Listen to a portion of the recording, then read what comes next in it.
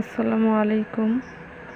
আজকে ঈদের দিন কুরবানির মাংস রান্না করার জন্য প্রায় 10 কেজি মাংস নিয়েছি। ধুয়ে পরিষ্কার করে নিচ্ছি।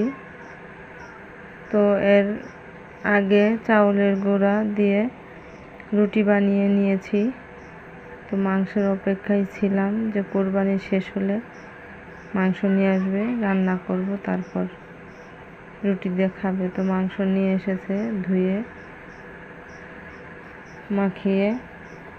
মাখিয়ে দিচ্ছে আমার হাজব্যান্ড। আমার হাত কেটে গেছে, এই জন্য আমি মাখাতে পারছিলাম না। সে আমাকে সাহায্য করলো। সে অনেক সুন্দর করে মেখে দিল আর বলতেছে যে মাখানোর মধ্যে নাকি অনেক অর্ধেক টেস্ট চলে আসে। তো আমি চুলায় বসিয়ে দিলাম। আমার শ্বশুরবাড়িতে মাংস রুটি অনেক পছন্দ করে সবাই। তো রান্নার পরে সবাই মাংস এবং চাউলের গুঁড়া রুটি দিয়ে সবাই আমরা খাবো। আপনারা কিভাবে খান, ঈদের দিনে কি রান্না করেন, কমেন্টে জানাবেন। আসসালামু আলাইকুম রাহমাতুল্লাহ।